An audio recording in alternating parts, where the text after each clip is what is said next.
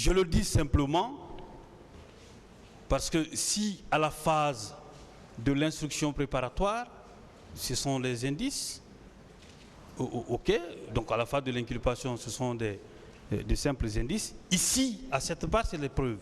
Et voici ce que dit, je vous fais lecture de la question de preuve dans le code de procédure pénale, avec la permission de M. le Président. Une question suivra, bien sûr, M. le Président. L'article 497 du code de procédure pénale dit ceci. Hormis les cas où la loi en dispose autrement, les infractions peuvent être établies par tout moyen de preuve et le juge décide d'après son intime conviction. Ça veut dire que tous les moyens de preuve sont admis devant ce tribunal et il appartiendra au tribunal d'en décider, de donner une suite. Et la déclaration d'un avocat en fait foi. Je poursuis mon interrogatoire, Monsieur le Président. Sur l'organisation de la présidence, sur la question du commandant de la garde présidentielle et également sur le commandant du régiment, sur la question. Il vous a été posé une question ici par les conseils de M. Diakité et même le ministère public, que Toumba n'est pas le commandant du régiment.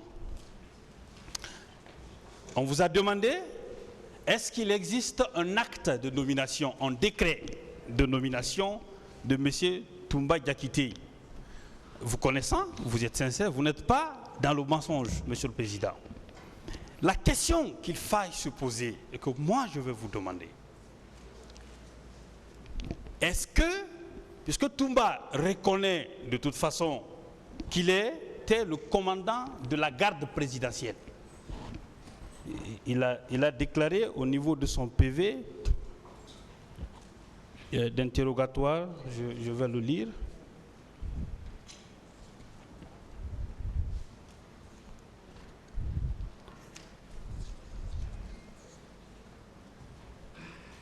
On lui a demandé son PV d'interrogatoire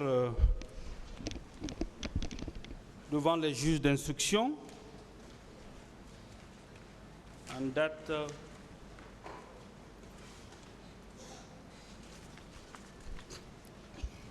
date du 23 mars 2017. En date du 23 mars 2017. Oui, maître. Je rappelle également qu'à cette date-là, il était assisté d'un de ses conseils. Ça veut dire que le PV-là a été lu devant lui, son avocat était présent et il n'a signé que lorsqu'il a dit qu'il était d'accord. Il dit ceci. Question. Le CNDD formé, quelle fonction vous a-t-on accordé? Il dit, j'ai été nommé aide de camp et commandant de la garde présidentielle. Marcel a été mon adjoint. C'est lui qui parle dans son PV assisté du doyen Yomba. Je comprends, maître. Ok. Maintenant, est-ce que le commandant du régiment, puisqu'il n'y a pas un acte de nomination, ni vous, ni lui n'avez un acte, mais qui exerçait effectivement les fonctions du commandant du régiment? Alors, maître, par rapport à cette question, je prends juste un exemple terre à terre, ici, dans cette audience. Monsieur le procureur est là. Il a ses substituts. Si monsieur le procureur, excusez-moi, monsieur le procureur... Monsieur Camara, vous pouvez chercher un exemple ailleurs. Non, non, c'est l'exemple... Et vous laissez le tribunal, vous mettez le tribunal en dehors, y compris les autres parties, c'est-à-dire le ministère public, les accusés, la partie civile. Merci, monsieur le président. Prenez votre exemple ailleurs. Je prends l'exemple ailleurs. Alors, maître, c'est comme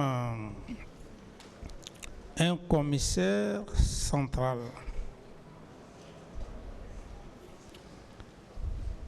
qui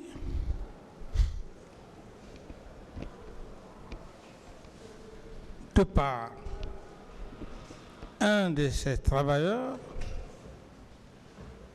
parte libérer,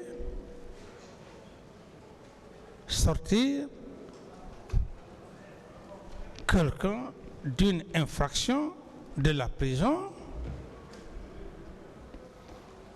Cependant, il n'est pas commissaire, il est peut-être inspecteur ou un travailleur. En réalité, est-ce qu'il n'a pas exercé frauduleusement la fonction du commissaire qui a toute la latitude? Très bien. Donc on peut considérer que même s'il n'y avait pas un acte en tant que tel, M. Toumba agissait en cette qualité. Tout à fait. Commandant du régiment. Tout à fait. Très bien. Et pour preuve, maître, je vais en revenir sur ce point. Laissez-le parler. Laissez-le parler. Il a répondu, Monsieur le Président, à la question. Laissez-le continuer. D'accord. Je voulais encore rafraîchir aussi, rafraîchir votre mémoire pour votre conviction. Lorsque M. Toumba est de camp, et comme son PV stipule, commandant de la garde présidentielle, s'engage volontairement à aller faire la sortie de 26 recrues. Recrues avec le grade de caporal. Qu'est-ce que ça veut dire? Ça veut dire qu'il exerçait cumulativement ses fonctions. D'accord. Justement, je viens sur ce acte-là. Lorsque on vous demande, est-ce que vous avez pris un décret? Parce qu'on vous a posé la question, est-ce que l'acte signé par Toumba est un acte de nomination ou c'est un décret? Ou bien, d'accord, et qu'on vous considère que vous qui étiez avec le commandant du régiment, c'est qu'ils le disent, mais est-ce que parmi vos titres officiels, quand vous étiez président de transition, chef de l'État, ainsi de suite, est-ce que le titre commandant du régiment figurait? Est-ce qu'on vous appelait commandant du régiment? Non. Est-ce qu'il y a un acte qui prévoit que vous êtes commandant du régiment? Non, nulle part. Très bien. Cependant, vous n'avez jamais exercé, et ce titre ne vous a jamais accompagné, vous n'avez pas non plus signé aucun acte de nomination ou de retrait d'éléments en tant que commandant de régiment. Entre vous, capitaine, oui, maître, et votre aide de camp, commandant de la garde présidentielle, oui, maître, qui a signé un acte en cette qualité de commandant de régiment, entre vous deux, qui doit-on considérer comme exerçant effectivement cette fonction de commandant de régiment? Mais c'est M. Toumba. Je suis satisfait, Monsieur le Président. La preuve est libre. Hein? Voilà. En tout cas, est-ce qu'on vous a montré un acte ici que vous avez signé en qualité de régiment, du commandant de régiment? Non, maître. Très bien. Monsieur Diakité a déclaré que Marcel était son adjoint.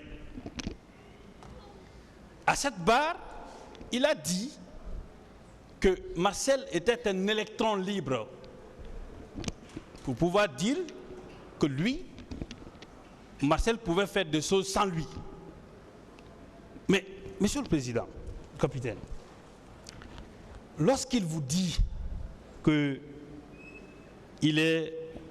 a quitté, par exemple, le stade chez vous, que quand vous l'avez appelé, et que Marcel était venu lui dire mon commandant, que c'est en ce moment qu'il s'est... Marcel s'est rendu au stade, donc il a quitté, et lui, on lui a appelé pour lui faire savoir effectivement que vous étiez parti au stade. Je vais relever en fait une contradiction entre ces propos et ceux de son avocat, et vous poser ma question. vous êtes président.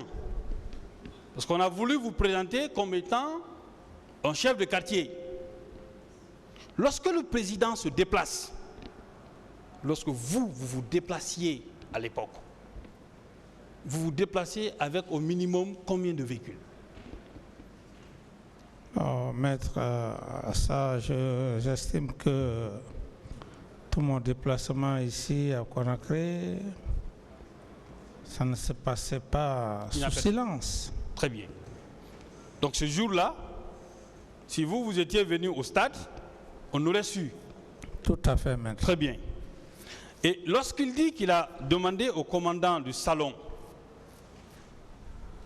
qu'il a exigé à ce dernier, il lui a ordonné de ne pas vous laisser sortir. Son avocat dit que vous êtes sorti, vous êtes retrouvé au stade. C'est au même moment, hein, le timing. Est-ce que ça, c'est possible? Ce n'est pas possible. Très bien.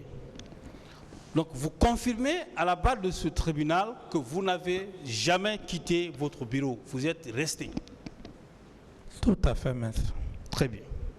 C'est lui qui dit que vous avez quitté votre bureau. N'est-ce pas à lui de rapporter la preuve de votre présence au stade ou à un autre endroit le jour du 28 septembre? Tout à fait, maître. Cette preuve ne vous incombe pas, oui ou non? Oui, maître. On ne va pas passer notre temps sur ce sujet précis. Monsieur le Président, sur la question, parce que vous êtes poursuivi pour complicité, et l'article 19 du code pénal dit clairement que c'est la participation en pleine connaissance de cause d'un individu à la commission d'une infraction. Ça suppose que vous avez donné des ordres ou que vous avez fourni des moyens, ainsi de suite. Lorsque la question a été posée, parce que je rappelle que toutes les déclarations de M. Diakité qu'il a fait devant les juges d'instruction et devant la gendarmerie de Dakar, il a nié à la barre. Mais je vais rappeler simplement pour la mémoire collective. On lui a posé la question, toujours dans son PV d'interrogatoire devant les magistrats instructeurs, à la page 11, avez-vous vu Dadis donner des instructions pour aller au stade? Je réitère, est-ce que vous avez vu Dadis donner des instructions pour aller au stade? La réponse donnée par M. Diakité était non. Il dit non. Oui ou non, c'est la preuve que vous n'avez jamais demandé à quelqu'un, y compris à lui-même, de se rendre au stade. Oui, maître, mais le problème c'est quoi? C'est que son avocat, ici, moi je n'ai plus rien à faire avec M. Toumba par rapport à cette partie. C'est la contradiction flagrante de son avocat qui jaillit tout de suite. D'autres questions? D'accord. Monsieur le Président, je laisse le PV d'interrogatoire de M. Diakité. Je prends celui, en fait, de M. Bienvenu Lama. Est-ce que vous savez que durant son interrogatoire par les magistrats instructeurs, il n'a jamais dit qu'il a eu une quelconque discussion avec vous, que vous vous êtes vu? Est-ce que vous savez qu'il ne l'a jamais dit? Oui, maître. Est-ce que c'est vous qui l'avez nommé à ce poste-là, à Kalia? Non, il était à Kalia bien avant. Bien avant vous? Oui. On veut faire croire que c'est vous qui l'avez nommé. Dites au tribunal que ce n'est pas vous qui l'avez nommé à ce poste-là. Vous l'avez trouvé là-bas. Oui, Monsieur le Président, ce n'est pas moi qui ai nommé le colonel Bienvenu à Kaléa. Très bien. Parce qu'on veut faire croire que c'est vous qui avez nommé vos proches là-bas. Ouais. D'autres questions? Voilà. Toujours sur la question de Kalia, est-ce que vous vous êtes une fois rendu là-bas, pendant que vous étiez président? À date d'aujourd'hui, je ne connais pas Kalia. Très bien.